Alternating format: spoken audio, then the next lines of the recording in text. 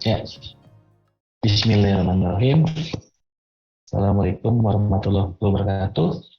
Salam sejahtera untuk kita semua. Terima kasih untuk Bapak dan Ibu yang sudah menyempatkan waktu untuk hadir di webinar kami kali ini dengan tema Howling Management Series, di mana untuk Howling ini sebelum webinar kami buka, ada baiknya kita berdoa menurut agama dan percayaan masing-masing. Berdoa dimulai.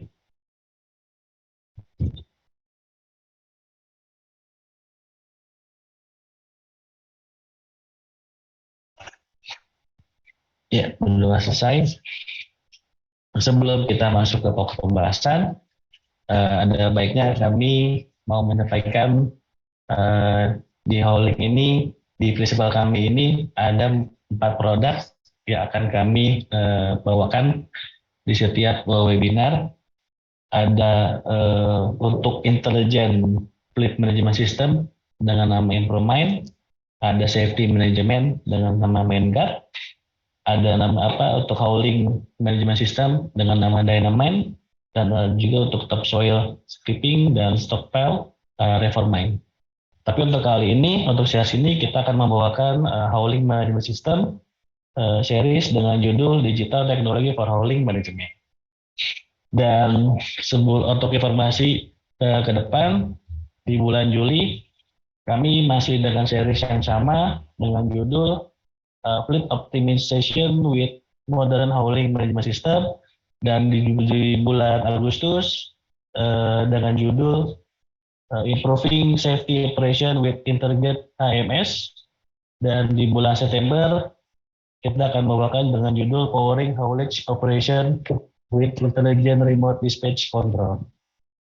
Jadi di tahun ini kita akan series ini akan berjalan sampai bulan September. Dan semoga para peserta bisa mengikuti series ini sampai selesai ya. Oke, selanjutnya saya akan tampilkan slide.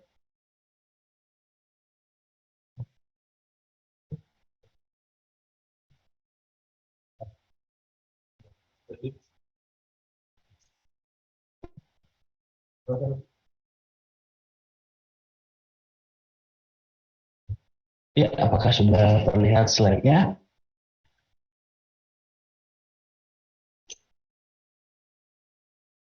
Ya, sebelumnya kami jelaskan dulu prinsipal kami dengan nama PT Minergo Visi Maxima, di mana perusahaan tersebut merupakan perusahaan teknologi yang didedikasi untuk menyediakan solusi digital transportasi untuk pertambangan di Indonesia.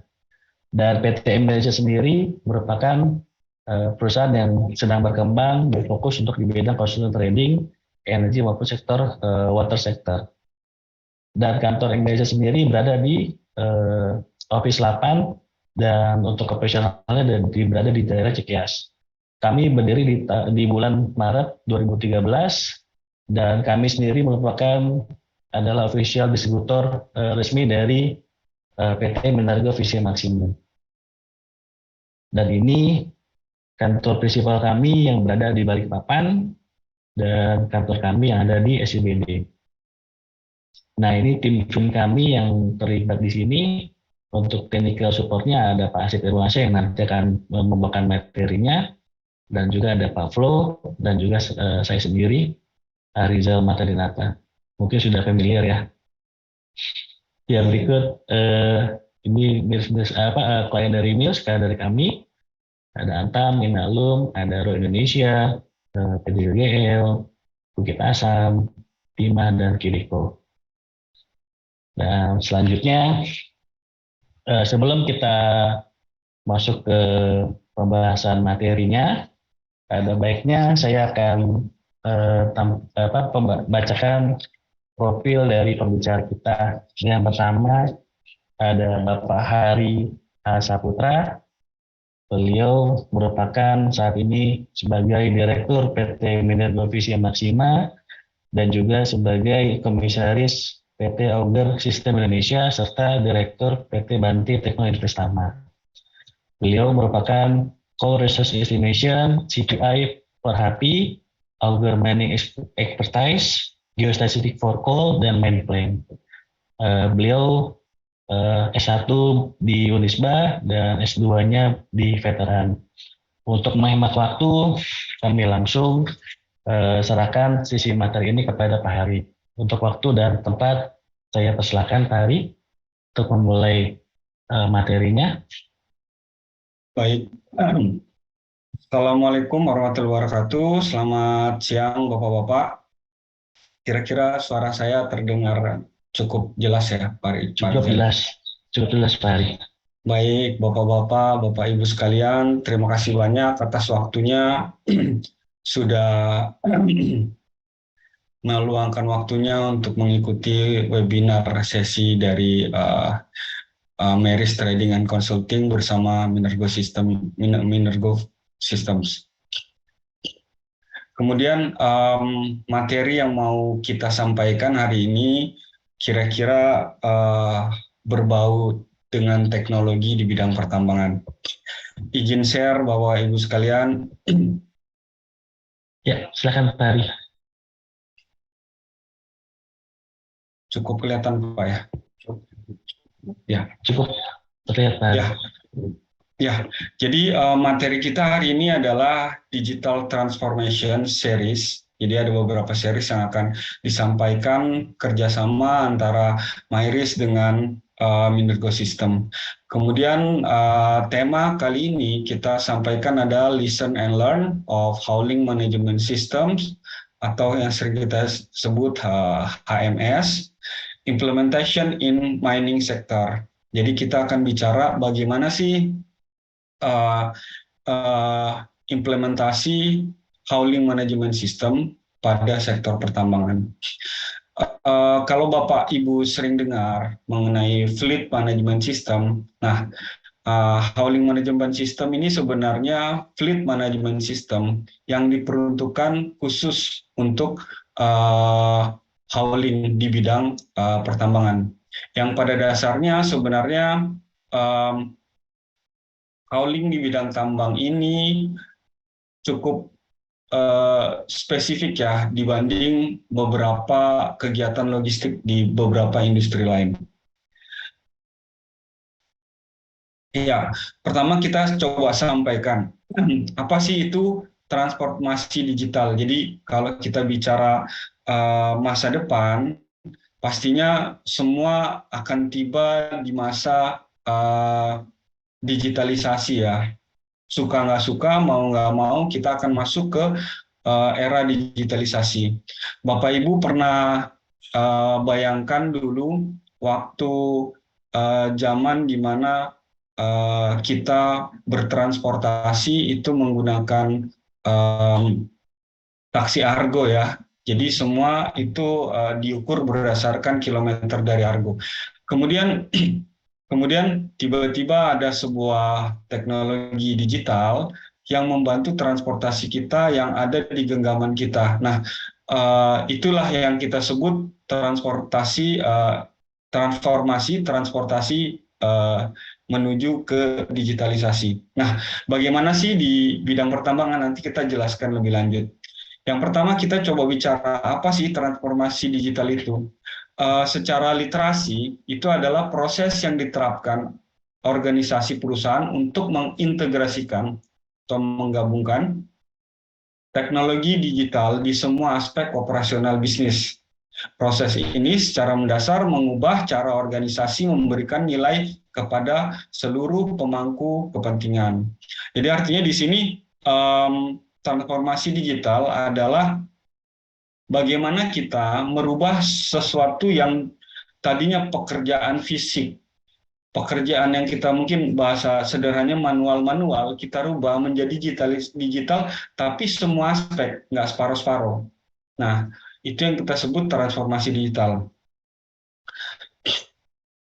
Jadi, transformasi digital ini pasti melibatkan perubahan budaya kerja, terus bagaimana kita melakukan kinerja operasional dan harus mampu itu menghadapi tantangan awal biasanya dalam proses transformasi itu eh,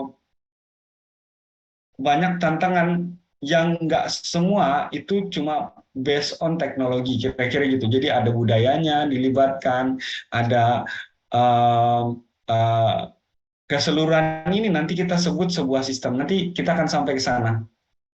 Oke. Kemudian kita coba recall kembali perkembangan sebuah teknologi ya. Jadi industri saat ini itu kan sudah menuju industri 4.0. Jadi dulu itu eh, kita ingat kembali tahun 1750 sampai 1850 itu teknologinya itu merupakan mesin uap ya pertama kali ya. Itu kita sebut uh, uh, industri 1.0. Kemudian industri mesin uap itu berubah berkembang seiring zaman dengan ditemukannya listrik. Jadi semua beberapa perangkat kerja, beberapa kegiatan industri itu berdasarkan pada electric power.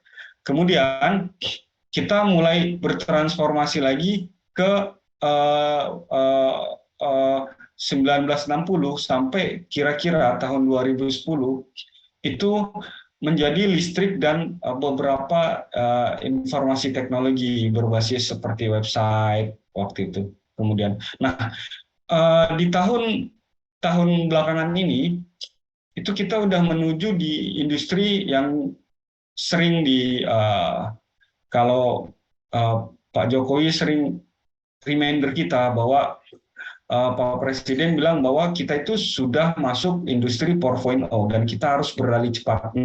Lari cepatnya itu seperti apa? Karena melibatkan beberapa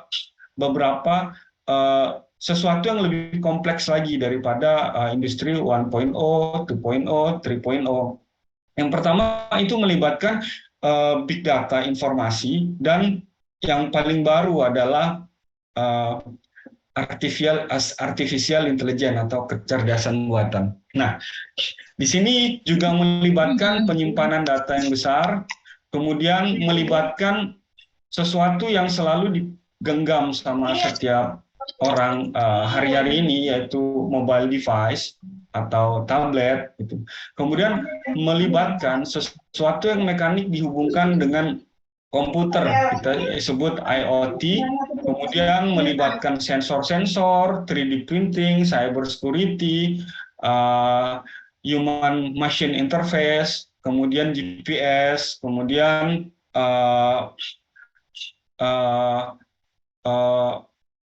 melibatkan orang manusia-manusia juga yang terlibat di dalamnya. Nah, Bapak Ibu bisa lihat bahwa di area biru ini kita buat checklist di mana Minergo System sekarang sudah mulai mengerjakan pekerjaan-pekerjaan yang kita sebut terlibat dalam industri 4.0. Kemudian tren teknologi terbaru di industri 5.0.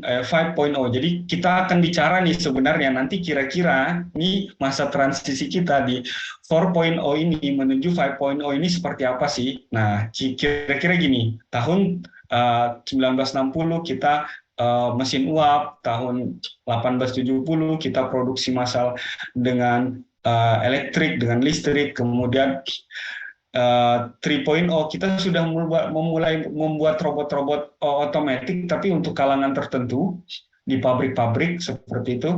Kemudian di 4.0 kita udah menggunakan internet dan analisis data dan connectivity. Kemudian nanti di 5.0 ini akan sesuatu yang khusus itu akan digunakan secara massal. Jadi yang tadinya itu cuma pabrik-pabrik aja nanti akan berkembang ke mass customization.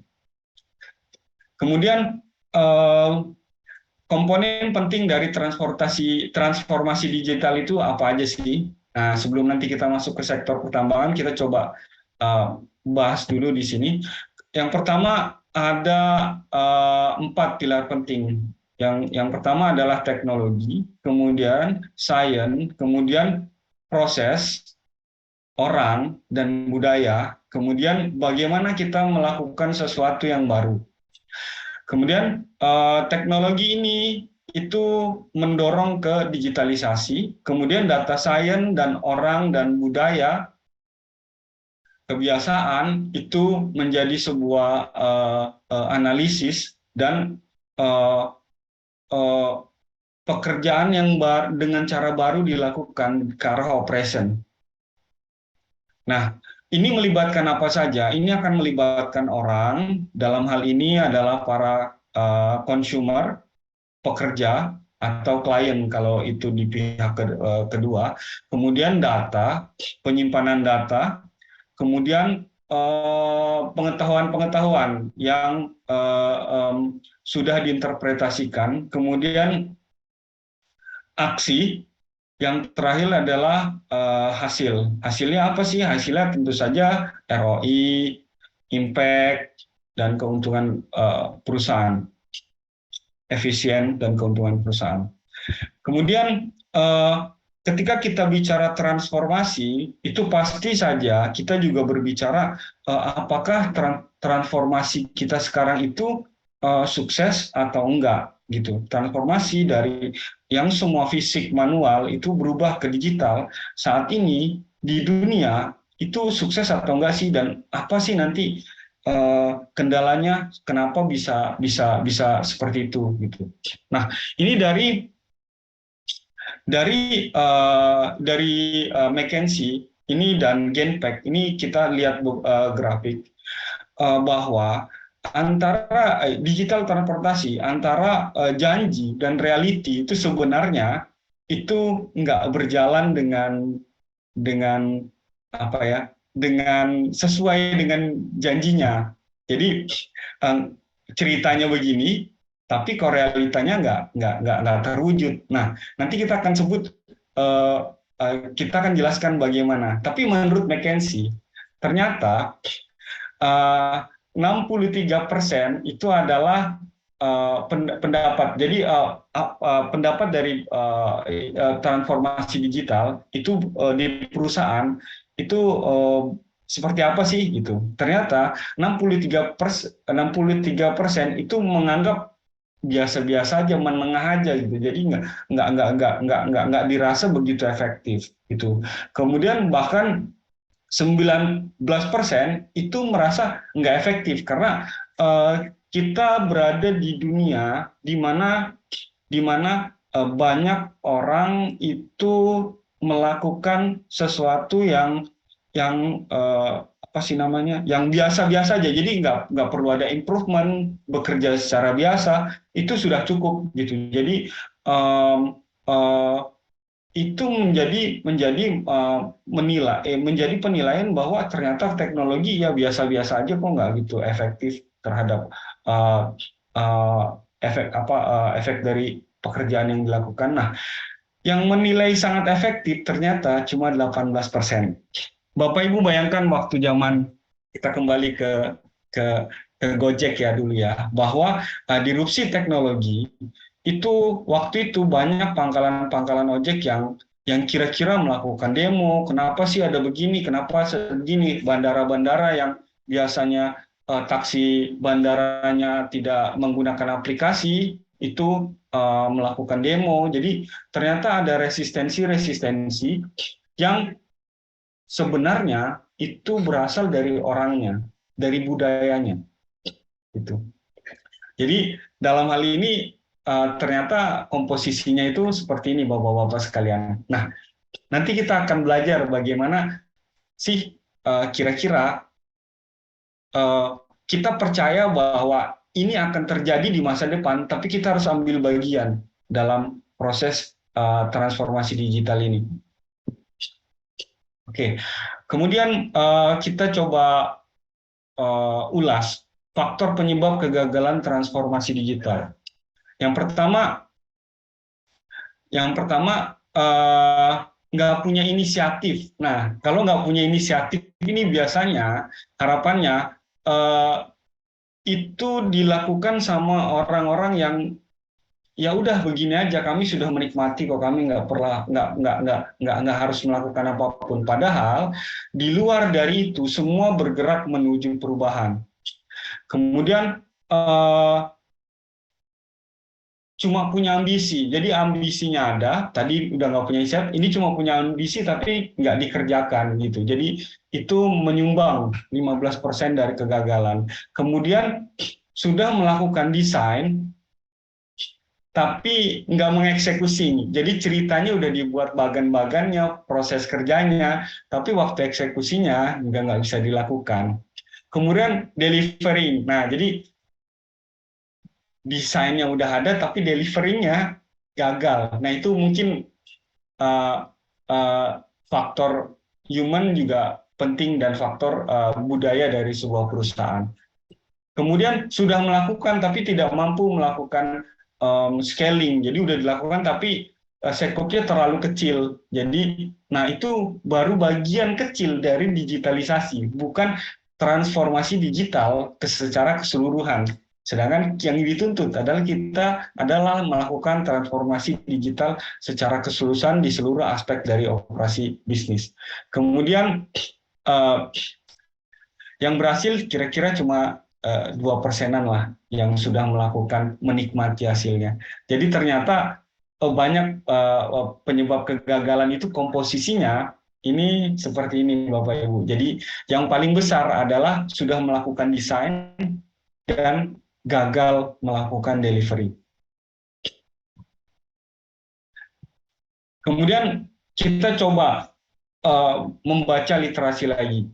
Apa sih tips sukses dalam melakukan transformasi digital? Yang pertama, kita harus menjelaskan bahwa arah perusahaan itu harus memang ke arah digital, gitu. Jadi saya rasa Bapak Ibu sekalian, insan pertambangan, orang-orang yang bekerja di pertambangan itu sudah sering melakukan campaign di safety ya K3 di perusahaan. Jadi saya rasa kita melihat sejarah bahwa banyak kecelakaan kerja di zaman dulu itu mulai dikurangi dengan kegiatan-kegiatan campaign K3. Nah, perubahan-perubahan itu di sektor pertambangan saya rasa itu bisa didorong dari kampanye-kampanye. Jadi perusahaan sudah harus mendefinisikan dengan tegas bahwa kita harus melakukan digitalisasi untuk efisiensi, optimalisasi hasil dari seluruh kegiatan pertambangan. Kemudian kita harus mempersiapkan untuk perubahan culture. Saya rasa sekali lagi untuk sektor pertambangan, jika ada definisi yang tegas dan arah perusahaan sudah jelas, saya rasa perubahan culture itu sudah mulai bisa disusun. Kemudian kita lakukan hal yang kecil tapi strategis. Kemudian kita membuat map out teknologi. Nah, saya tertarik di kata-kata membuat map out teknologi. Jadi kita akan ambil beberapa kegiatan yang kira-kira itu efektif untuk dilakukan digitalisasi dan berimpact besar ke perusahaan. Jadi mudah, kecil, tapi harusnya itu menjadi impact besar untuk keuntungan perusahaan. Nah, keberhasilan di satu titik itu akan berpengaruh untuk kita scaling ke beberapa aspek lain di bidang aspek lain di sektor pertambangan ini. Kemudian yang kelima, tentu saja mencari partner atau contoh atau rekan yang sudah melakukan digitalisasi. Bapak Ibu sekalian, saya kira saya sudah berkunjung ke beberapa perusahaan pertambangan. Jadi perusahaan pertambangan besar-besar di Indonesia ini kira-kira sudah sebelum COVID itu sudah melakukan kampanye untuk perubahan digitalisasi di bidang pertambangan. Tapi sampai sekarang memang masih saya melihat masih ada kendala. Mungkin salah satunya adalah memang semua berkompetisi untuk siapa sih duluan yang berhasil melakukan digitalisasi. Padahal saya pikir kolaborasi itu penting, kita tidak harus berkompetisi. Nah, jadi mungkin eh, sebaiknya juga diadakan pertemuan-pertemuan bagaimana membahas digitalisasi di sektor pertambangan. Jadi gather and feedback and refine tentang sektor pertambangan itu saya rasa bagian yang penting untuk kita bisa sama-sama seluruh sektor pertambangan di Indonesia eh, itu menuju ke digitalisasi. Kemudian terakhir scaling dan transform.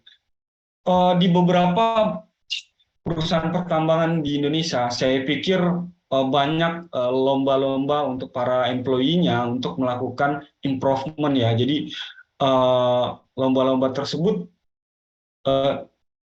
itu membuat saya yakin bahwa sebenarnya para insan pertambangan di Indonesia itu nggak kekurangan ide untuk melakukan digitalisasi dan transformasi untuk menuju proses penambangan yang efektif dan efisien.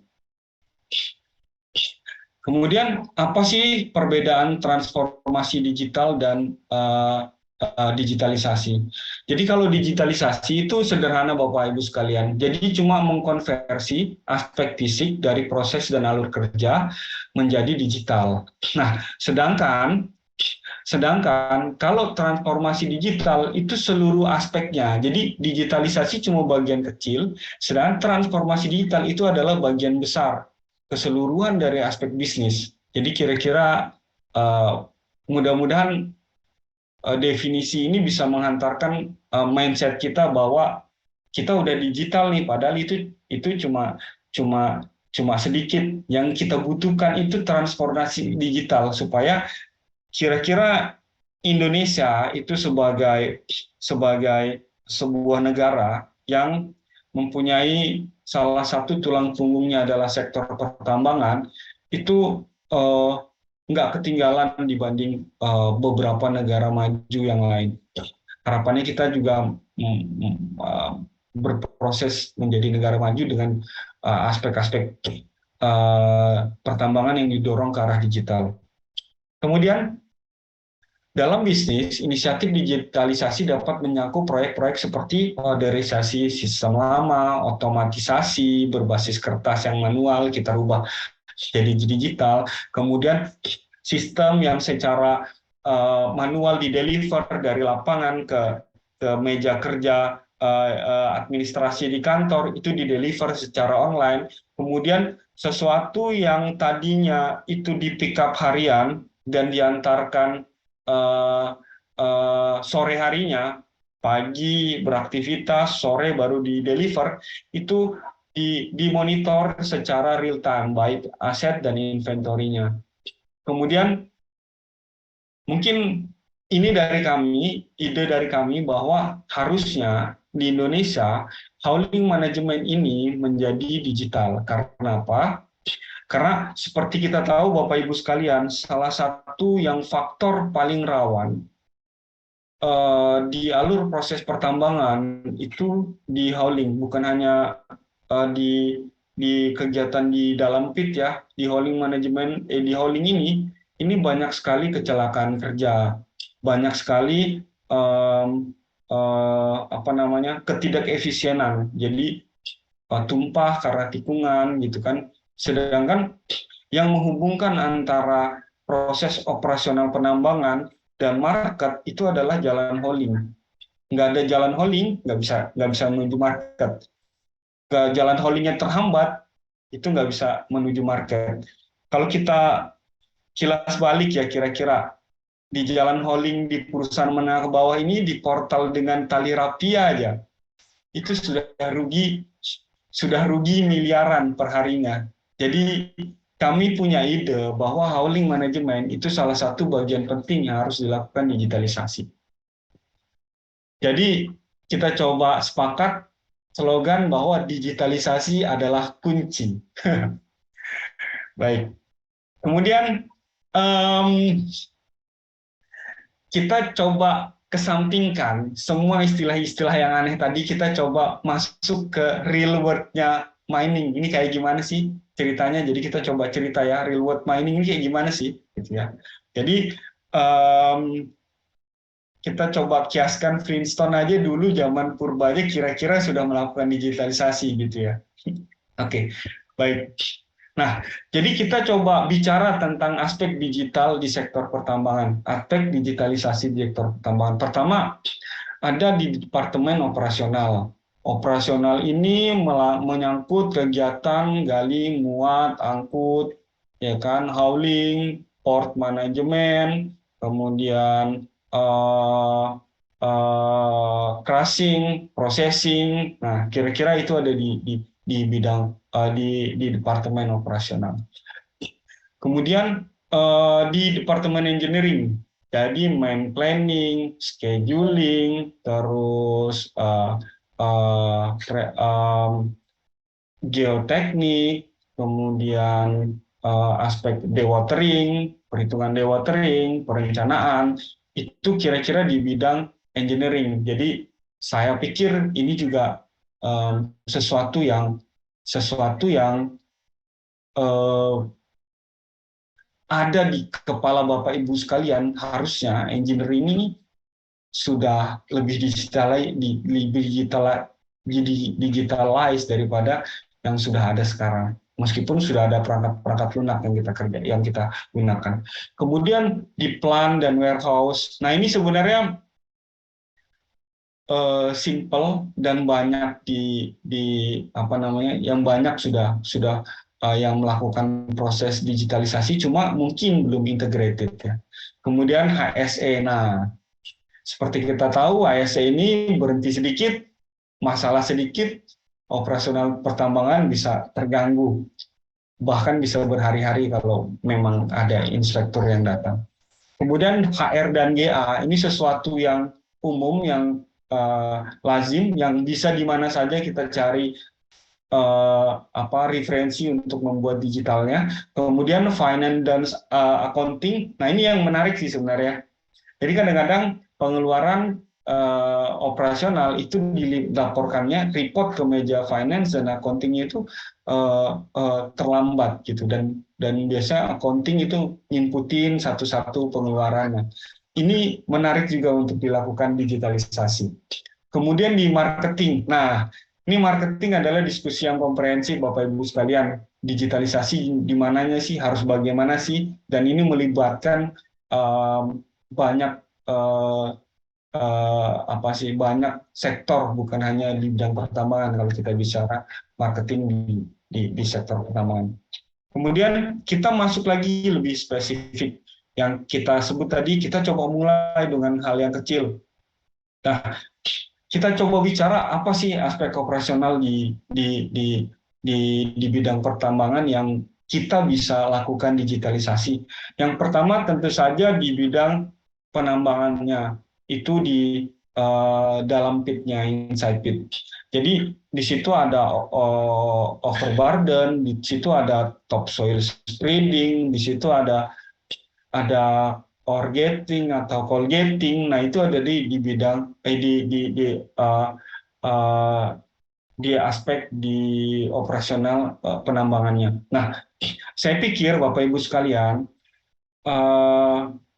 perubahan antara manual dan digital itu sudah ada sekarang di inside pit-nya, di dalam penambangannya. Tapi saya yakin sampai sekarang hanya dilakukan oleh perusahaan-perusahaan menengah ke atas. Nah, bagaimana perusahaan menengah ke bawah? Saya sangat yakin masih banyak kegiatan yang manual dilakukan di dalam pit untuk perusahaan menengah ke bawah. Nanti kita akan bicara ke arah sana. Kemudian yang kedua di hauling. Nah, ini ide dari kami yang akan kami perkenalkan, bahwa harusnya hauling itu juga didigitalisasi. Bagaimana digitalisasi nanti akan kita bicara lebih panjang lagi. Tapi ternyata urat nadi antara proses penambangan dan penjualan ini di Indonesia ini mungkin di bawah 5% yang sudah melakukan kegiatan, udah melakukan perubahan ke arah digital. Berarti 95%-nya itu kayaknya sekarang masih manual, ceker-cekeran, kira-kira gitu ya, timbang-timbangan, kira-kira gitu.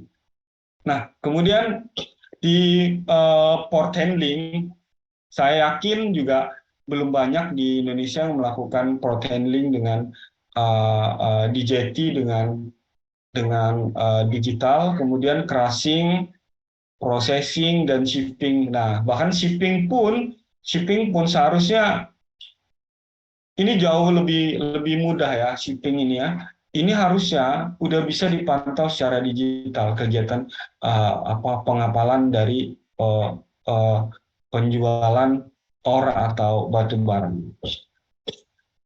Kemudian ide kami seperti saya sudah sampaikan tadi bahwa ide kami adalah bagaimana sih mengelola armada di jalan hauling ini supaya itu terdigitalisasi. Jadi kita coba perkenalkanlah hauling management system, di mana hauling ini melibatkan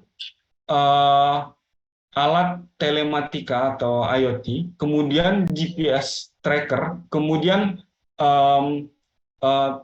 tombol panik, kemudian ini yang paling banyak nih, fatigue kamera, ya, kemudian pilot, speed monitoring yang harusnya bisa dideliver secara real time dari setiap unit kendaraan ke kantor, gitu. Bahkan sekarang kita nggak bicara lagi ke kantor, ke kantor pusat. Kalau kantor sek boleh lah, ya. Tapi kalau ke kantor pusat kan bagaimana semua alat itu termonitoring dengan baik di kantor pusat, itu sepertinya sesuatu yang menarik untuk kita implementasikan.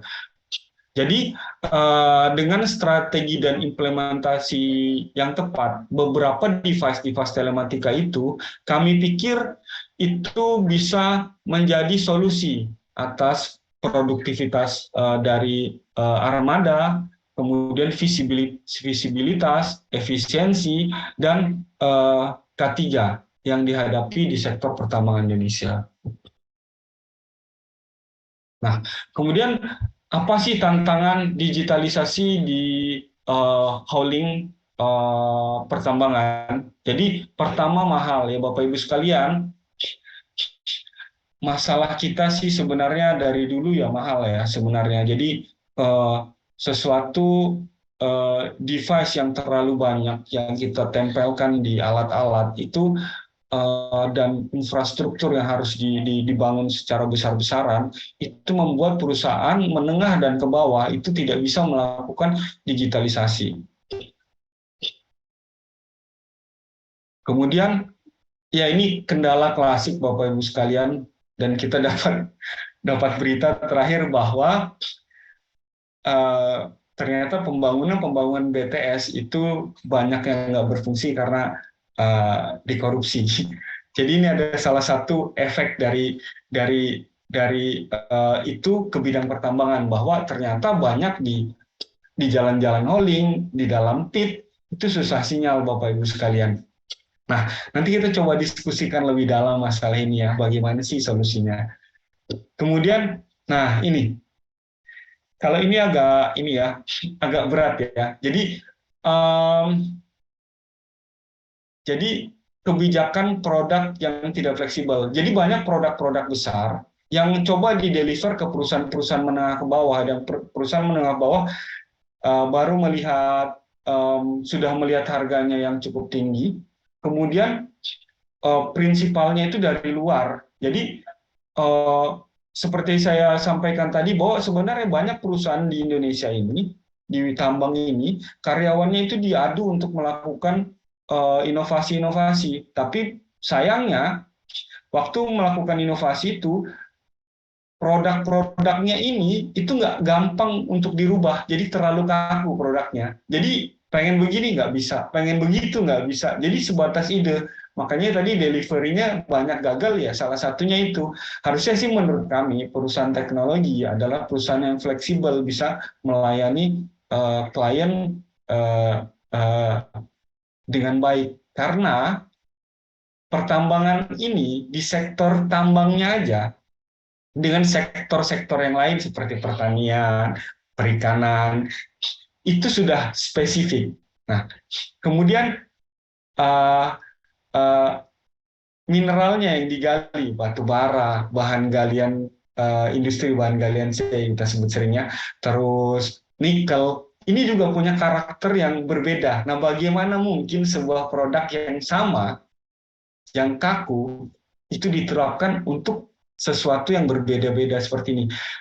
Jangankan gitu ya Bapak Ibu sekalian, kebetulan kami di Balikpapan di Kalimantan Timur. Budaya kerja antara Kalimantan Timur dan Kalimantan Selatan aja udah beda banget. Belum lagi kita bicara Sulawesi, belum kita bicara di pertambangan galian C di Jawa. Itu beda banget. Bagaimana mungkin sebuah produk harus kaku? Jadi produk harus dideliver dengan fleksibel mungkin, bahkan customisasinya itu harusnya mudah based on permintaan dari klien. Nah, kami akan membuka ruang itu. Kemudian tantangan selanjutnya adalah laporan yang dibuat secara manual. Banyak proses di bidang pertambangan yang katanya udah digitalisasi, tapi ternyata laporannya itu diinput juga manual sama operator atau admin input gitu. Jadi kayaknya aja kelihatan digital.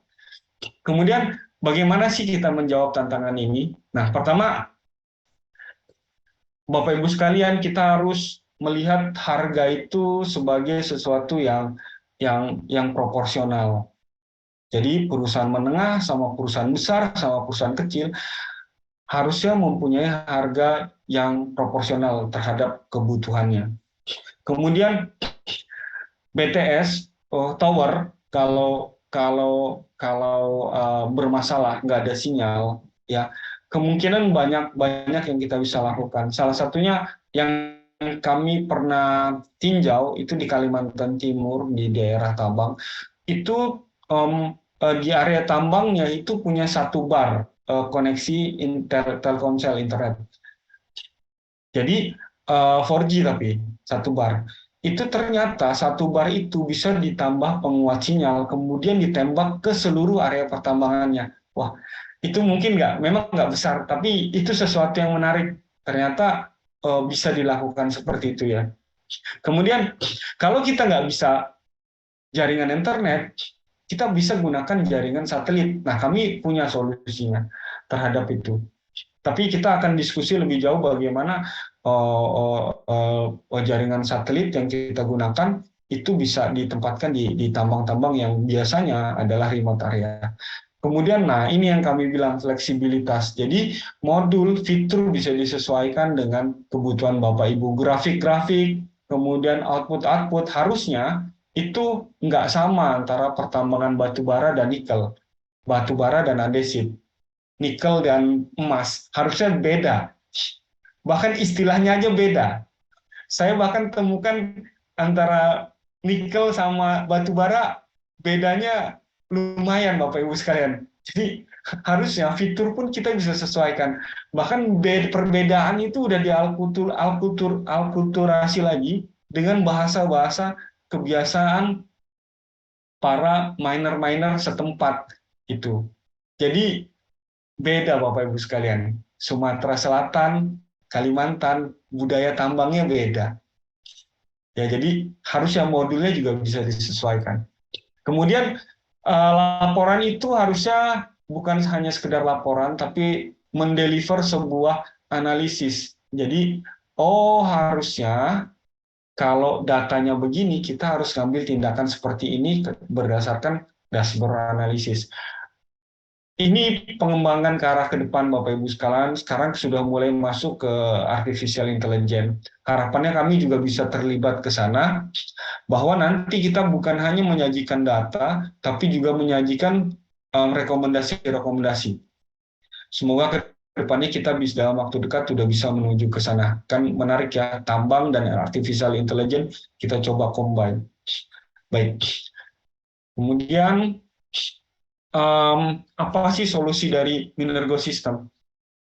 Kita punya produk namanya Dynamine. Dynamine ini sebuah hauling management system itu yang dilengkapi dengan sebuah telematik sistem yang disematkan di dalam alat-alat berat yang akan digunakan. Kemudian kita bisa menggunakan tablet yang ditaruh di dashboardnya operator. Kemudian bisa juga dengan fleksibel sekali, kami bisa sampaikan, jangankan pakai tablet, pakai HP pun kita bisa. Gitu. Nah, bagaimana bisa efektif pakai HP atau pakai tablet? Nanti kita diskusikan sama-sama Bapak-Ibu sekalian, karena sekali lagi, budaya kerja itu berbeda, tapi harusnya punya standar yang sama. Standar K3 biasanya punya standar, tapi budaya kerja itu masing-masing pertambangan itu beda. Nah, itu bisa kita diskusikan. Kemudian kita bisa punya mobile aplikasi di HP tadi saya bilang, di tablet bisa, di HP bisa. Kemudian kita punya monitoring system yang kita sebut ARDC, jadi Intelligent Remote Dispatch System. Jadi dari kantor, baik di kantor pusat maupun di kantor di site office itu ada dispatcher yang bisa mengawasi real time pergerakan unit, kecepatan unit, terus pilot unit, jadi muatan unit lagi empty atau lagi kosong, kemudian letaknya, jadi koordinatnya, dia nongkrong di sini ngapain nih kira-kira gitu. Bahkan bisa mendeliver bahwa alat ini sedang ada masalah, itu bisa dideliver ke dispatcher. Kemudian kita punya modem, ya, modem yang bisa mendeliver data dari unit ke site office atau ke Jakarta atau HO ya. Kemudian kita harus bisa menerapkan digitalisasi HMS secara tepat. Jadi Dynamine ini sebuah sistem. Jadi kita bicara bukan aplikasi ya Bapak Ibu sekalian, karena sistem ini melibatkan manusia, melibatkan budaya kerja, melibatkan goodwill management gitu. Jadi kita harus membangun sebuah sistem yang kira-kira sistem ini mudah dilakukan customisasi. Jadi pengen begini, oke, kita bisa. Pengen begitu, kita bisa. Bukan seperti pengen begini, sebentar saya kontak dulu prinsipal kita di Australia, kan itu agak rumit ya. Jadi kira-kira ini mudah dan bisa didiskusikan selayaknya dan seharusnya itu memang dilakukan. Kemudian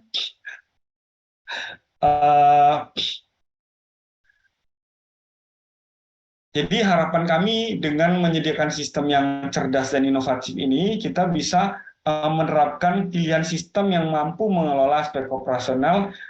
Yang kita garis bawahi, kita harus berkolaborasi dengan para klien. Itu yang kita andalkan di produk kita di Dynamine. Kemudian begitu Bapak Ibu sekalian, secara umum saya coba gambarkan. Namun nanti secara mendetail mungkin Pak Asep Irwansyah yang akan menjelaskan lebih detail tentang bagaimana sih kerja dari Dynamine ini. Mungkin itu dari saya. Jika ada pertanyaan Bapak Ibu sekalian, saya kembalikan ke Bapak Arizal Martadinata. Terima kasih Pak Arizal. Ya, baik, terima kasih Pak Hari, yang materi sangat baik sekali dan bagus sekali. Untuk para peserta webinar, ada informasi sedikit, kita bisa di-download buat nanti kita ada sesi foto. Dan selanjutnya kita masuk ke pemateri kedua oleh Bapak Asep Irawan. Untuk waktu dan tempat kami persilahkan.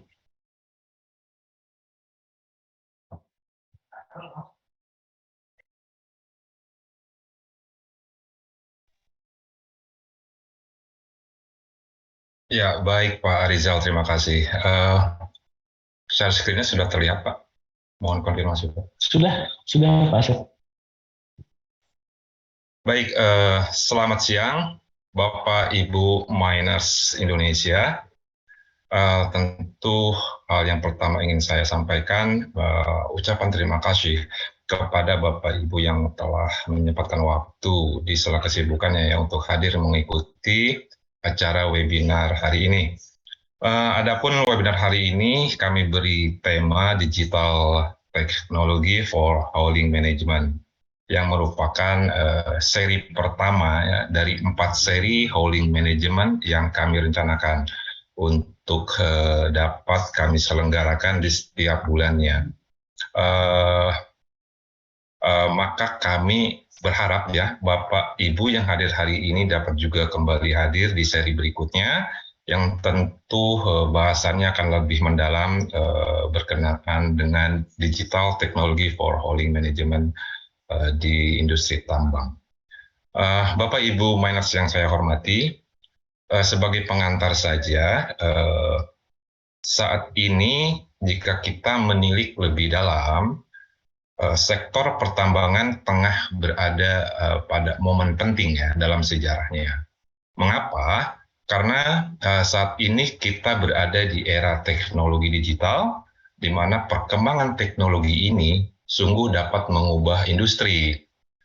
Sementara adopsi teknologi terasa berjalan lambat ya selama beberapa dekade terakhir ini.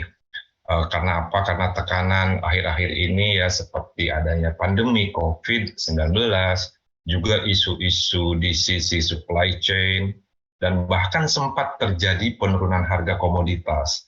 Nah, ini telah mempercepat kebutuhan untuk memikirkan kembali bagaimana operasi pertambangan itu harus dilakukan. Nah, di sisi lain, transformasi digital memiliki potensi untuk membantu perusahaan-perusahaan pertambangan mengurangi biaya dengan cara merampingkan proses kerja, transparansi biaya, mengurangi kecelakaan akibat kelelahan operator misalnya, lalu data prediksi periodik maintenance untuk equipment, dan lain sebagainya.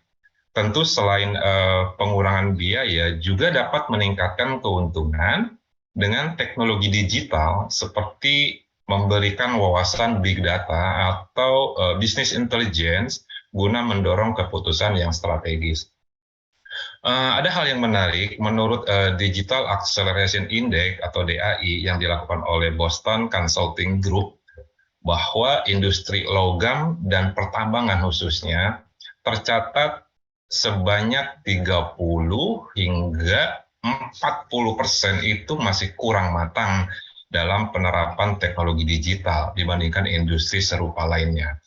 Kemudian dari beberapa contoh tantangan pada operasional hauling khususnya yang sempat disampaikan pada presentasi Pak Hari sebelumnya, hal-hal tersebut merupakan kondisi saat ini yang masih kita temui ya di sebagian besar perusahaan-perusahaan pertambangan di Indonesia, yang tentu menjadi tantangan kita semua sebagai pelaku industri tambang. Semua kondisi tersebut tentu harus direspon menjadi sebuah motivasi ya untuk melahirkan dan menerapkan inovasi teknologi digital. Lalu apa sebenarnya teknologi digital itu sehingga kita dirasa wajib melakukan transformasi di dalam proses-proses kerja khususnya di industri tambang.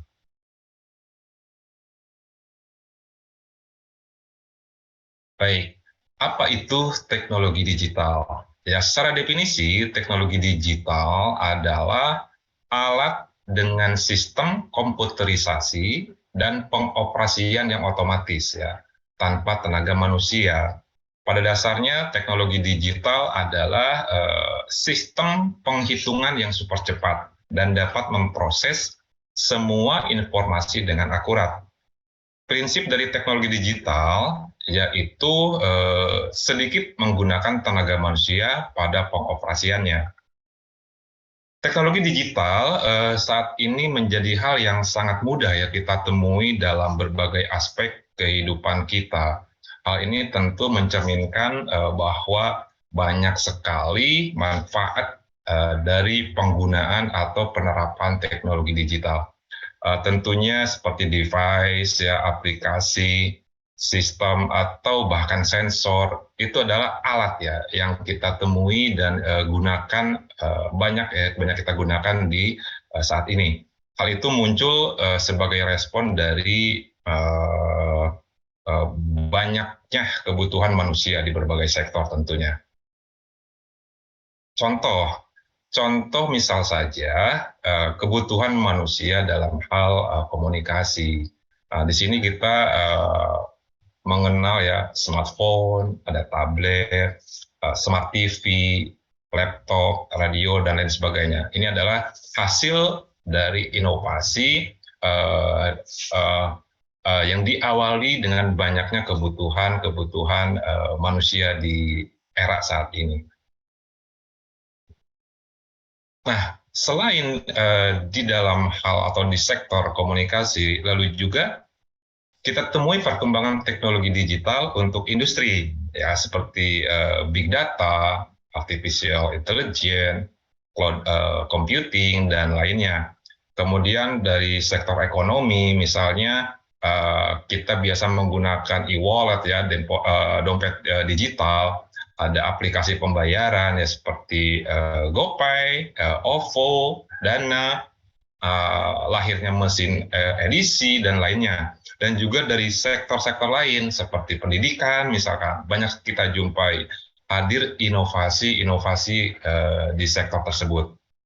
Begitupun di sektor industri pertambangan ya. Saat ini telah banyak hadir sistem, aplikasi, device hingga sensor sebagai hasil inovasi dari perkembangan teknologi digital untuk mendukung operasional pertambangan. Kita sebut saja mengenal beberapa perusahaan luar ya seperti Modular, Hexagon dan lain sebagainya yang memberikan solusi untuk operasional industri tambang yang lebih mengkhususkan ya kepada dukungan operasional yang cukup kompleks ya, yang aktivitas operasinya lebih banyak di dalam pit ya atau inside pit. Tentu dengan menerapkan teknologi pilihan mereka masing-masing, seperti device on board-nya menggunakan teknologi apa, begitu ya, sensornya bagaimana, infrastruktur jaringannya seperti apa, servernya memilih teknologi apa, apakah teknologi itu teknologi baru atau bagaimana. Nah, itu semuanya berbeda-beda. Lalu bagaimana dengan inovasi teknologi yang mendukung operasional tambang yang sebenarnya lebih sederhana, namun sangat penting, yaitu operasional hauling. Baik operasional hauling itu di dalam area penambangan ataupun di luar area penambangan.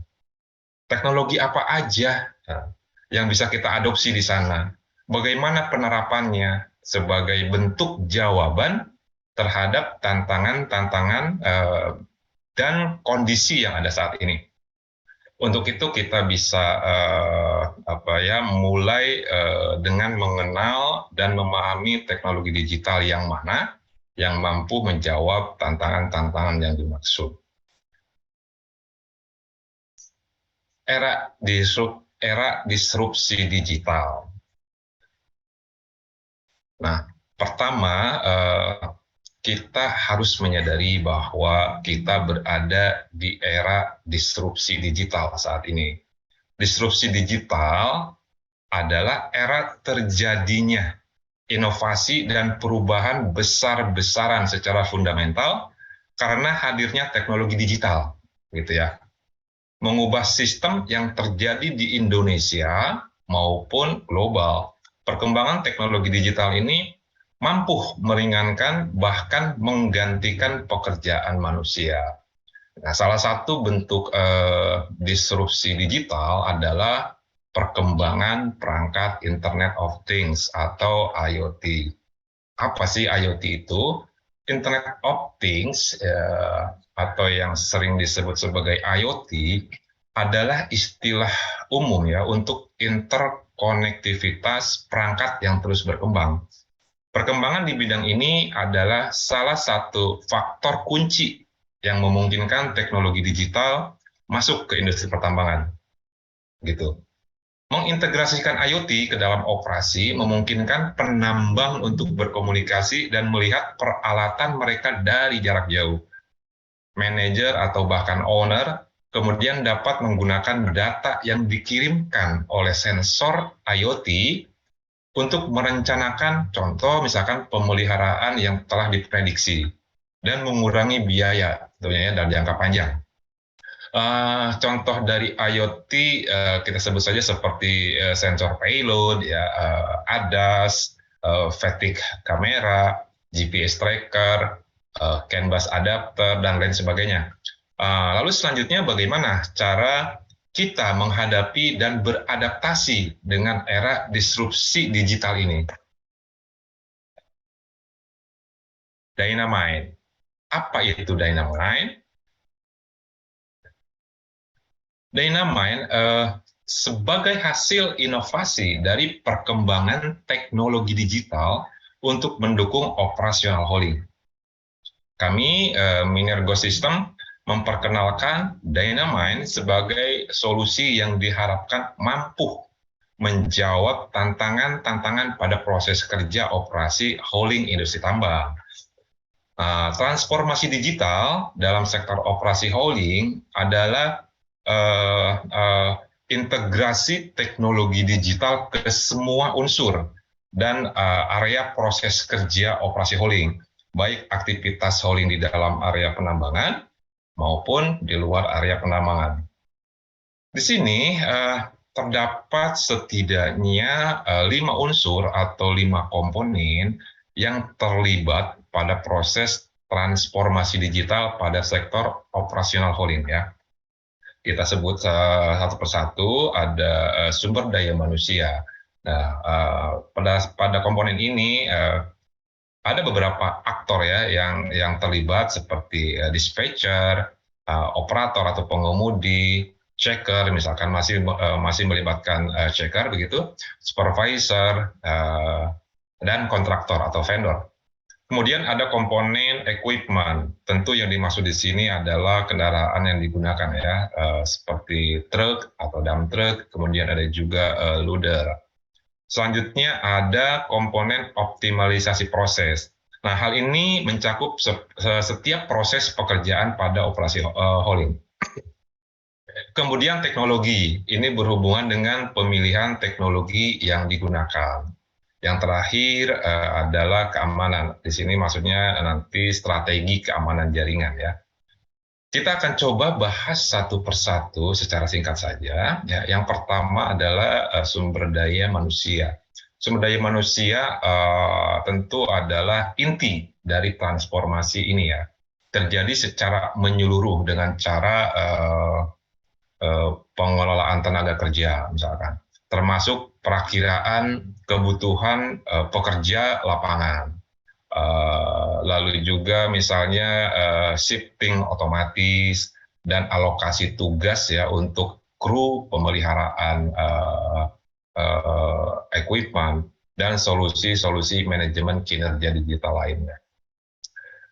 Adapun aktor yang berhubungan dari komponen ini, diantaranya ada dispatcher, operator, supervisor, checker, kontraktor atau vendor, maka contoh hasil ya dari proses transformasi digital adalah tersedianya tool atau alat untuk mempermudah, mempercepat proses kerja sehingga proses kerja menjadi produktif dan efisien. Kita lanjutkan di sini masih di komponen sumber daya manusia. kita lebih spesifik lagi untuk dispatcher, ya. Berikut adalah contoh tools yang dimaksud atau alat ya, berupa sistem yang dapat digunakan oleh dispatcher ya, di mana dengan sistem ini dispatcher dapat melakukan pengelolaan aset, penugasan kepada operator atau pengemudi, monitoring aktivitas hauling secara real time, hingga sistem pelaporan real time dan berkala yang dapat disesuaikan. Kami sebut sistem untuk dispatcher ini dengan IRDC atau Intelligence Remote Dispatch Control. Baik, kita lanjutkan. Nah, masih di komponen sumber daya manusia, saat ini kita bahas untuk operator, ya, untuk pengemudi. Kemudian adalah tools berupa aplikasi smartphone, ya, atau tablet, baik smartphone atau tablet ini menggunakan sistem operasi Android ataupun iOS ya, yang digunakan oleh operator.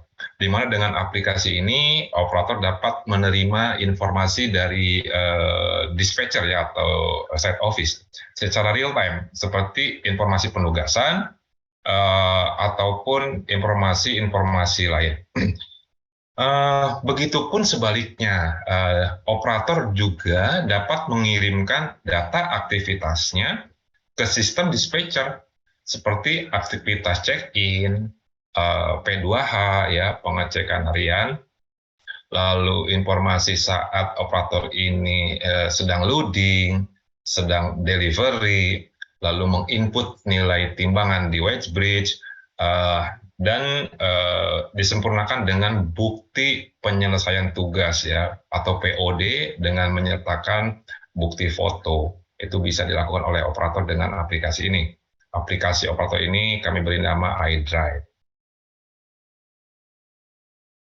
Kemudian masih di komponen atau unsur sumber manusia, supervisor.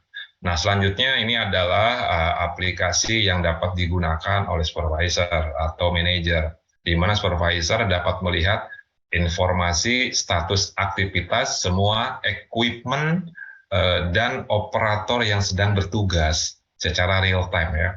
Informasi tersebut bisa berupa informasi working time, operating time-nya, delay time, idle time, persentase penyelesaian pekerjaan, hingga summary laporan dalam bentuk grafik ya. Selain grafik tentu juga dalam bentuk-bentuk lain seperti tabel dan list begitu ya. Nah, kami sebut aplikasi smartphone untuk supervisor ini dengan iMate. Kemudian unsur atau komponen kedua adalah equipment, alat berat gitu ya. Alat berat dapat dilengkapi berbagai macam device IoT agar dapat melakukan interkonektivitas dengan device lain dengan aplikasi lainnya dalam lingkungan sistem Dynamind. Contoh device IoT yang digunakan adalah payload sensor, ya, GPS tracker, CAN bus adapter, VT kamera, ADAS, lalu juga tablet yang disematkan secara permanen di kabin atau dashboardnya operator, lalu ada dukungan GSM network, Wi-Fi, Bluetooth, juga koneksi satelit begitu ya. Nah, kita lanjutkan. Nah, ini adalah komponen yang ketiga, optimalisasi proses. Ya. Optimalisasi proses mencakup setiap proses yang dapat diotomatisasi, ya, dan dapat didigitalkan. Mungkin begitu ya, definisinya seperti itu. Beberapa contoh misalnya manajemen armada secara real time dan prediksi perencanaan pemeliharaan yang mungkin saat ini masih banyak kita lakukan hal-hal yang ada dalam daftar ini masih manual gitu ya. Prediksi perencanaan pemeliharaan, proses penugasan kepada pengemudi, shiftingnya seperti apa, check-in, P2H. P2H biasanya masih menggunakan kartu alat begitu, diisi lalu nanti diinput secara manual oleh dispatcher. Nah, kita digitalkan itu bisa. lalu pencatatan waktu loading, ya, delivery, rekonsiliasi tanda terima, hingga pelaporan seperti laporan produktivitas, working time, operating time, dan lainnya. Selanjutnya adalah komponen teknologi. Nah, komponen teknologi dari transformasi harus fokus pada pembangunan fondasi data yang kuat, gitu ya, untuk menghasilkan wawasan bisnis yang berharga. Platform juga tentu harus gesit begitu ya, dan dapat terhubung dengan mulus ke ekosistemnya, termasuk ke mitra supply chain, misalkan ke kontraktor atau bahkan ke pelanggan. Begitupun di sisi infrastruktur, ini harus dimodernisasi seperti memanfaatkan produk cloud, ya, dan SaaS, ya, sebanyak mungkin misalkan untuk meningkatkan kecepatan komunikasi data. Namun pemilihan infrastruktur secara on-premise juga kadang dilihat lebih cocok begitu ya di beberapa operasi, gitu ya. Adapun teknologi yang digunakan pada sistem Dynamind, diantaranya kita menggunakan Internet of Things, ya, lalu Android atau iOS, cloud computing, menggunakan Unix server, ada SaaS, bahasanya menggunakan React, ekosistemnya, ya, lalu artificial intelligence, telematik, satelit virtual. Kita menggunakan satelit virtual juga, sudah membangun itu untuk pemposisian, ya, selain menggunakan GPS tracker, ya, kita juga menggunakan satelit virtual. Ini lebih khusus ke aktivitas hauling yang di dalam pit begitu, ya. Lalu yang terakhir adalah MDM atau Mobile Device Management. Kita lanjutkan. Nah, yang terakhir adalah strategi keamanan jaringan. Ya, semuanya harus dibangun dan diterapkan dengan pola pikir yang aman untuk mengatasi meningkatnya ancaman serangan cyber, ya, dan memungkinkan adopsi teknologi SaaS dan cloud. Karena beberapa waktu yang lalu ada banyak laporan serangan-serangan seperti ransomware, gitu ya, atau hacker-hacker yang mencoba membobol sistem-sistem dan aplikasi di industri pertambangan, dan itu juga sudah ada beberapa perusahaan yang menjadi korban. Nah, Dynamind sebagai sebuah sistem yang terintegrasi antara aplikasi-aplikasi yang tadi disebutkan di awal, itu semuanya terintegrasi.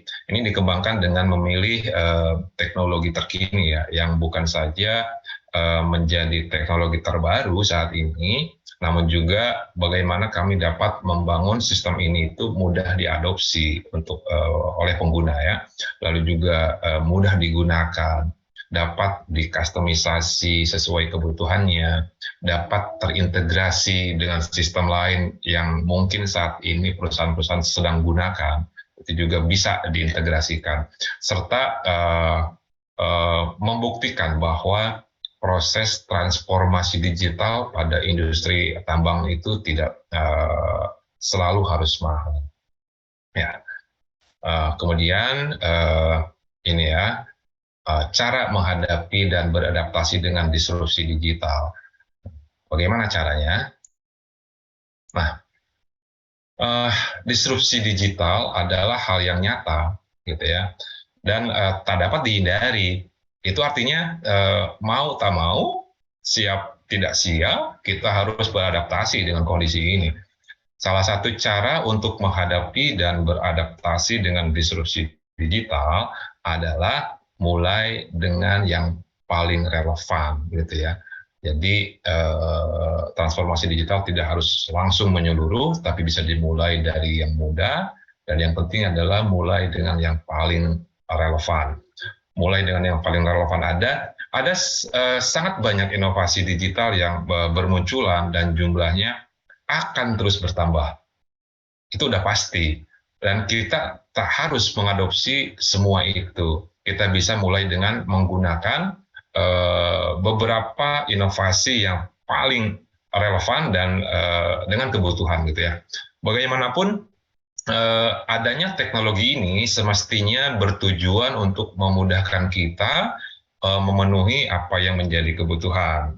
Bagi perusahaan, cara beradaptasi dengan disrupsi digital ini, karena kita ada di era disrupsi digital saat ini, adalah mulai beralih ke tahap digitalisasi perlahan, namun berkelanjutan gitu ya. Hal ini akan memberi banyak manfaat, mulai dari kolaborasi lebih efektif, biaya operasional lebih murah, transparansi lebih baik, dan masih banyak lagi manfaat-manfaat lainnya.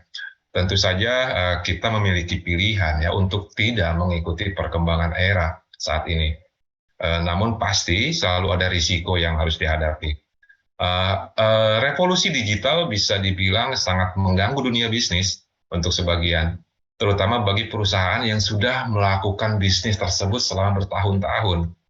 Revolusi digital juga menyempurnakan persaingan pasar sehingga perusahaan yang dulunya hanya bersaing dengan satu atau dua perusahaan lain sekarang bisa saja bersaing dengan perusahaan seluruh dunia, katakan seperti itu.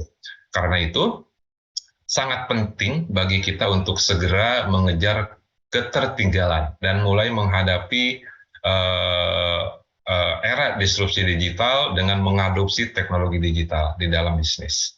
Dengan begitu kita semua tidak ketinggalan dan kita bisa gitu ya. Ya, mungkin itu saja yang bisa kami sampaikan dalam kesempatan webinar seri pertama hari ini. Semoga dapat menjadi informasi positif dan menjadi referensi bagaimana proses transformasi digital pada industri tambang, khususnya pada proses kerja operasi hauling pertambangan bagaimana bisa dilakukan. Terima kasih. Selanjutnya saya kembalikan kepada Pak Arizal Pedinata. Terima kasih, Pak. Ya, baik. Terima kasih. Materi yang sangat baik sekali dan bagus sekali disampaikan oleh Pak Asep. Boleh untuk saya share screen, Pak Asep? Untuk ininya, baik. Selanjutnya kita akan masuki sesi di mana tanya jawab. Ya, question and answer. Di sini sudah ada pertanyaan. Boleh nanti dijawab oleh Pak Hari ataupun Pak Asep. Dari Bapak Riza HR, penggunaan sistem ini jika area tidak ada sinyal gimana Pak? Itu yang pertama. Dan yang kedua dari Bapak Jerry Halim, use case HMS yang Minergo sudah deploy ke klien mana saja?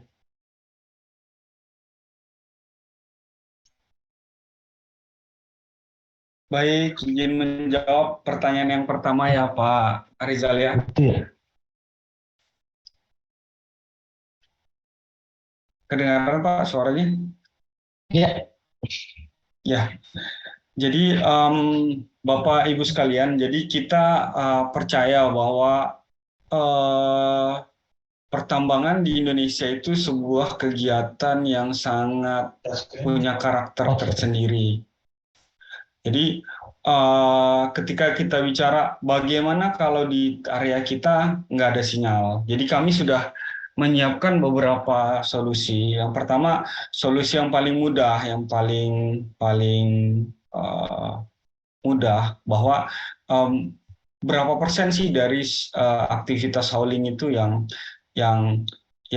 hilang sinyalnya gitu. Kalau misalkan itu sekitar 30% atau 20% atau di bawah dari 40%. Nah, terus berada di area-area yang sebenarnya kita nggak membutuhkan area itu untuk mendeliver data secara urgent. Jadi memang di area-area memang yang jalan hauling yang nggak banyak orang stop juga ya, nggak banyak armada stop juga di situ. Terus kita bisa pakai sistem bahwa data itu akan disimpan dan ketika ada sinyal dia akan dikirimkan gitu. Jadi data disimpan sementara sampai dia ada sinyal dan dikirimkan. Itu solusi kalau misalkan area blind spotnya itu tidak terlalu besar.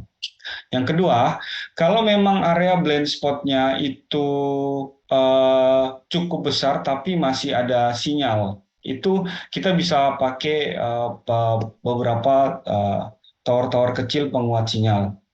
Itu sudah dilakukan di Tabang, Bapak Ibu sekalian.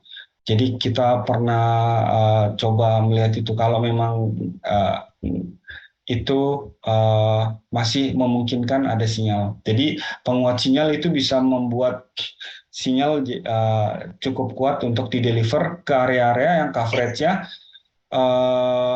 mungkin seharusnya 60% dari aktivitas jalan kita.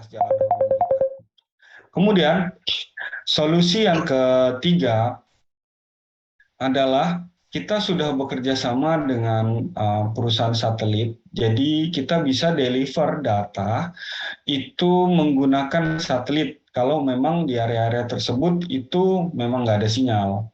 Tapi implikasinya bahwa data satelit ini memang harganya sedikit lebih tinggi daripada data dari sinyal dari BTS. Kemudian karena kita percaya bahwa setiap perusahaan tambang itu spesifik ya, itu harusnya kita bisa mitigasi di awal apa solusinya. Tapi kita udah menyiapkan beberapa plan. Nah, plan yang paling kami anggap unggulan ya Bapak Ibu sekalian. Jadi jalan hauling itu misalkan ada 10 kilo ya anggap aja gitu ya. Ternyata yang hilang sinyal itu cuma sekitar 40%, jadi 4 kilonya hilang sinyal. Terus ternyata 4 kilo ini juga membutuhkan, jadi memang harus urgent ada sinyal di situ, harus dikirim data, misalkan gitu ya. Di situ harus mengirimkan data. Jadi kita bisa combine yang 60% itu menggunakan sinyal BTS, sinyal biasa, kemudian yang 40%-nya kita akan deliver ke sinyal satelit. Jadi nggak ada loss data yang hilang, kalau memang itu urgent. Tapi pada dasarnya, kami sudah siapkan beberapa rencana yang kira-kira harus disesuaikan dengan karakter dari perusahaan-perusahaan pertambangan masing-masing. Begitu Bapak-Bapak, Ibu sekalian, pertanyaan yang pertama. Ya, untuk yang pertanyaan kedua, Pak Hari atau Pak Asep bisa bantu dijawab. Use case HMS yang Minergo sudah deploy ke klien mana saja? Dan ada pertanyaan baru lagi dari Om. Ini digitalisasi di dunia pertambangan, hal yang paling challenging adalah change management. Salah satu di sisi operator, bagaimana pengalaman Minergo menginfluence mindset operator untuk mengikhlaskan HP pribadinya untuk keperluan HMS ini. Ya, mungkin bisa dibantu dijawab oleh Pak Hari atau Pak Asep untuk dua pertanyaan ini. Saya jawab dulu yang nomor 2 ya, Pak Rizal, mengenai use case.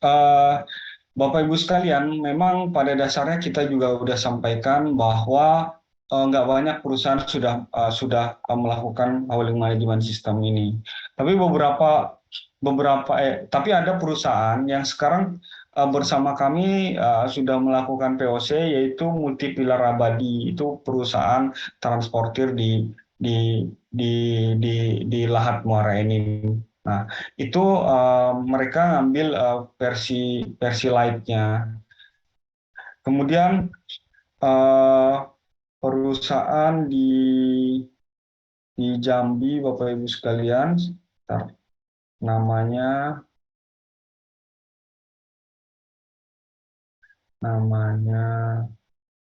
sebentar apa ya? Ya, jadi cenderung sekarang itu masih perusahaan-perusahaan transportir yang kegiatannya itu adalah long haul, jadi haulingnya yang cukup panjang ya. Jadi hauling short itu justru belum ada yang pakai, bahkan belum ada proof of concept buat kita. Jadi salah satu acara ini diselenggarakan juga bagian dari bahwa kita mencari klien-klien baru untuk mencoba sistem kita. Bahkan kami izinkan untuk kita melakukan trial di tempat Bapak Ibu sekalian. BNR Pak Ibu sekalian di Jambi satu lagi. Kemudian itu baru-baru itu Bapak belum banyak memang, jadi baru beberapa use case saja yang kita lakukan, dan itu perusahaan yang mungkin kita bilang perusahaan menengah ke bawah, bukan perusahaan besar. Kemudian nomor 3 tadi pertanyaannya apa ya Pak Rizal? Boleh diulang? Challenging ya. Iya, jadi bagaimana menginfluence mindset operator untuk mengikhlaskan HP pribadinya untuk keperluan HMS. Oke, baik. Baik, terima kasih Pak Dimas Sutejo ya. Pak, jadi memang ini ya apa namanya tantangan paling besar ya. Jadi yang pertama kita sebut memang banyak beberapa area yang HP-nya atau truk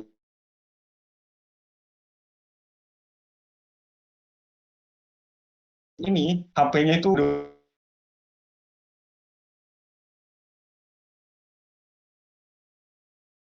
smartphone lah ya, kira-kira bukan Android. Jadi pertanyaannya lucu Pak. Jadi begini Pak, kalau sebelum yang kita sudah lakukan berulang-ulang, karena ini budaya perusahaan ya, goodwill-nya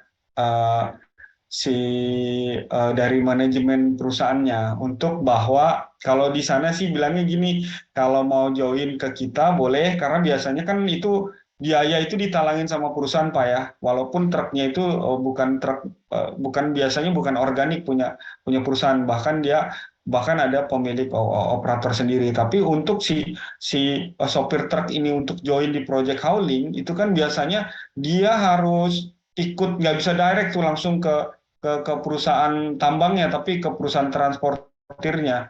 Jadi perusahaan transportirnya atau kontraktor hauling ini akan menalangi semua biaya yang timbul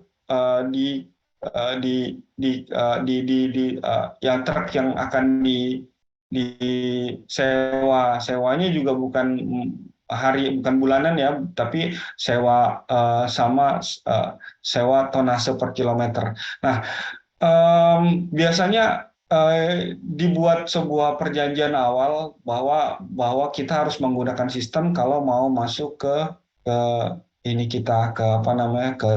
join ke transportir kita. Nah, kalau yang internal saya rasa lebih mudah itu buat ini.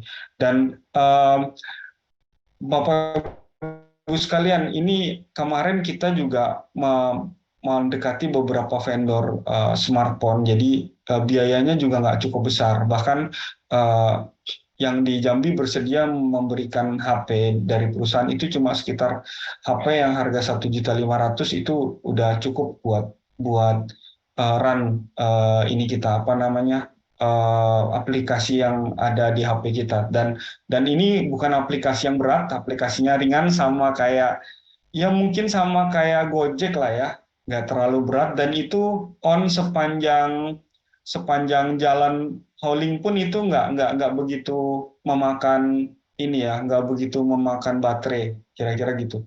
Jadi itu Pak, kalau saya bilang ini case-nya sering terjadi, tapi budayanya ini masalah budaya yang di setiap tempat berbeda, yang ini harus kita solvingnya berdasarkan diskusi-diskusi. Saya pikir begitu Pak Dimas Sutejo.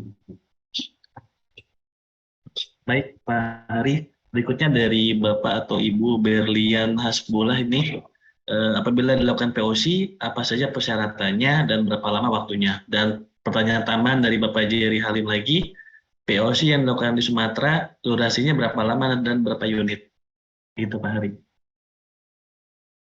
POC-nya itu tiga unit Pak, 3 unit, dan itu sekitar 1-2 minggu. Kemudian persyaratannya mungkin dari Kang Asep yang lebih paham persyaratan POC. Silakan Pak Asep. Baik Pak Ari, sebelumnya saya mohon izin untuk off kamera ya, karena untuk koneksinya kurang bagus.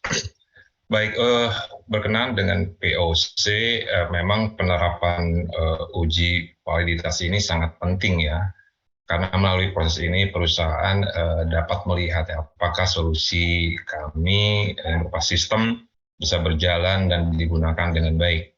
Hal ini tentu untuk meminimalisir kegagalan. Nah, berkenaan dengan syarat, sebetulnya tidak ada syarat khusus ya. Mungkin nanti hanya ada beberapa dokumen administratif yang mungkin sama-sama kita tanda tangani seperti NDA minimal seperti itu, karena untuk masing-masing minergo dan klien menjaga kerahasiaan perusahaan. Lalu syarat-syarat seperti infrastruktur, device itu juga tidak diperlukan karena device masih bisa menggunakan smartphone operator secara pribadi ya, jadi milik pribadi. Kecuali klien ingin POC atau melakukan trial dengan menggunakan tablet yang disematkan di kabin ya, bukan milik pribadi ya. Berarti itu akan ada procurement. Nah, jadi tidak ada persyaratan khusus dari infrastruktur, semuanya tidak ada deployment atau apa ya, instalasi infrastruktur khusus.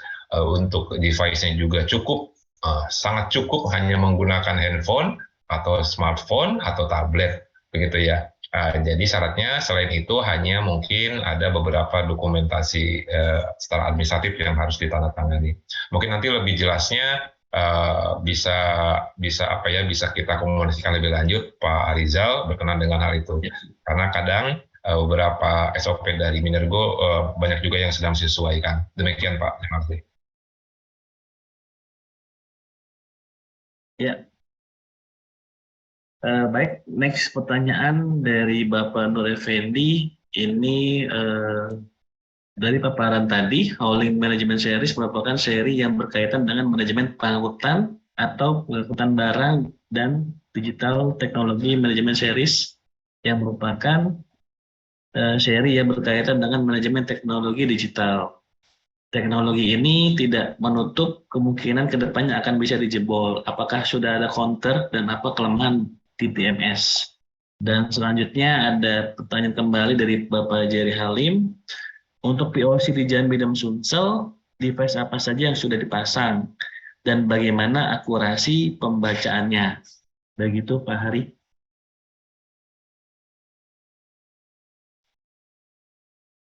Atau Pak Asep Baik, bisa mengenai menjawab? security mungkin Pak Asep yang bisa jawab.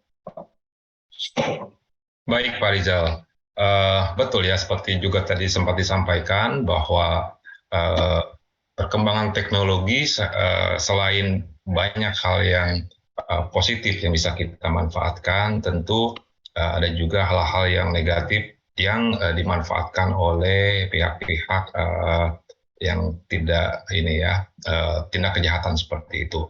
Nah, berkenaan dengan penerapan security, kami saat ini juga sudah melakukan kerjasama dengan satu perusahaan yang memang cukup memiliki kompetensi dan experience di bidang cyber security.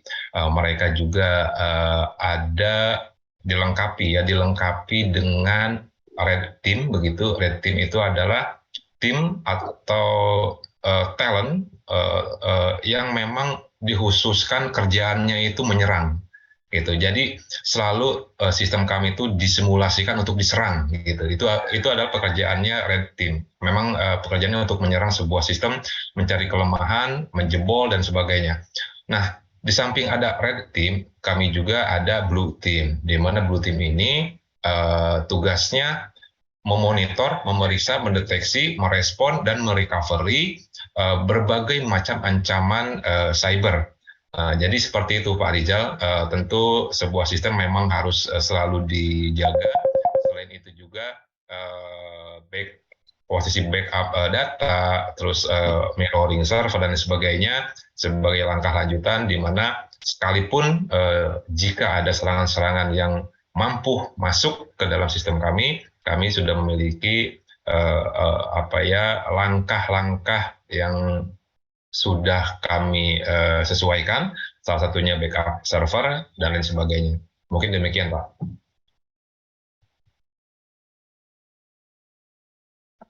Baik, Pak Asep. Untuk yang POC di Jambi dan Sumsel itu, device apa saja dipasang dan bagaimana akurasi pembacaannya?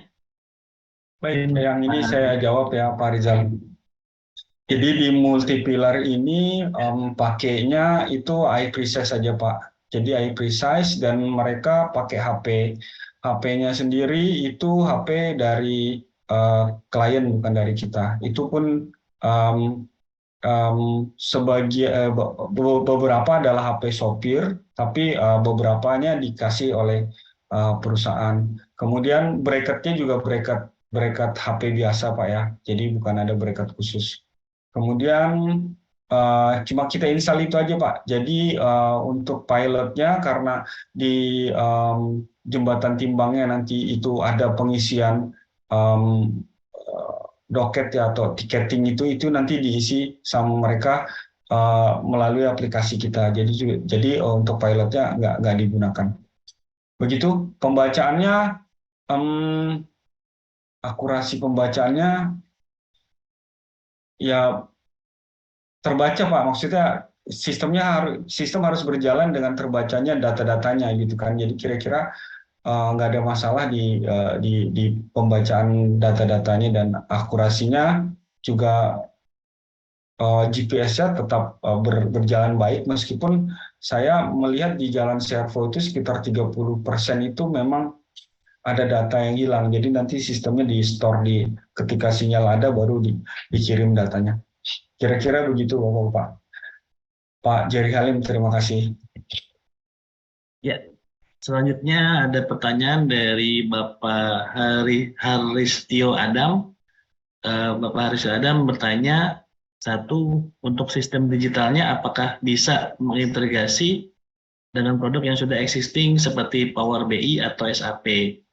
Dan karena concernnya sudah punya karena concernnya kalau perusahaan misalnya sudah punya ekosistem seperti Microsoft 365 atau SAP untuk ekosistem datanya, tapi untuk digitalisasi fisik untuk unit belum ada.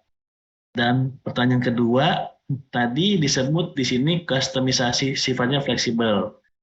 Ada contoh studi case aktual bagaimana customer service dan customization ini dijalankan. Begitu kira-kira Pak Hari dan Pak Asep, mungkin bisa bantu dijawab. Baik Pak, saya coba bantu jawab. Terima kasih Pak Haristo ya, Pak Haristo Adam. Pertanyaannya ini baik sekali. Nah, yang pertama apa kemampuan sistem untuk terintegrasi dengan sistem-sistem existing ya yang saat ini digunakan oleh perusahaan mungkin gitu ya. Contoh di sini dengan Power BI atau SAP. Nah tentu bisa, jawabannya jadi bisa. Namun kadang saat ada kebutuhan integrasi itu isunya atau obstacle-nya itu kebanyakan terjadi di sisi aplikasi atau sistem yang existing tersebut, di mana sistem-sistem itu yang tertutup untuk terintegrasi dengan sistem lainnya begitu. Sementara sistemnya Minergo sangat terbuka, baik integrasi menggunakan web service atau API begitu ya, ataupun dengan metode lain. Nah untuk Power BI tentu ini lebih mudah ya dibanding dengan software-software seperti SAP dan lain sebagainya. Kita bisa melakukan metode direct query ataupun metode-metode lain ya untuk diintegrasikan dengan Dynamine. Itu juga yang sempat kita lakukan di beberapa contoh kasus atau proyek-proyek yang tadi disebut oleh Pak Hari menggunakan Power BI. Namun ada beberapa hal yang pastinya kita harus diskusikan secara teknis ya untuk mengintegrasikan itu. Lalu yang kedua, apa kustomisasi sifatnya fleksibel, contoh studi case aktual, gimana customer service dan kustomisasi ini dijalankan. Baik, saat kami berdiskusi dengan prospek atau klien, tentu kami terbuka untuk mendengar kebutuhan-kebutuhan perusahaan. Jika sistem Dynamind ini secara penuh fit begitu, inline dengan kebutuhan di lapangan, tentu tidak perlu ada customisasi.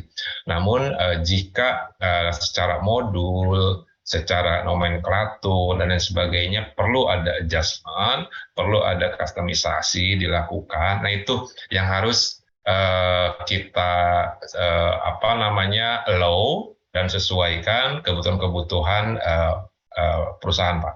Jadi sistem Dynamind ini tidak kaku, tidak baku, tetapi juga sangat dinamis, bisa disesuaikan kebutuhan-kebutuhan perusahaan. Jadi kesimpulannya, kita contohkan saja studi case-nya, ada modul-modul yang belum ada begitu ya di sistem Dynamind, tetapi modul itu dibutuhkan oleh operasional perusahaan. Nah itu bisa kita sesuaikan, customisasi dengan melakukan pengembangan modul tersebut.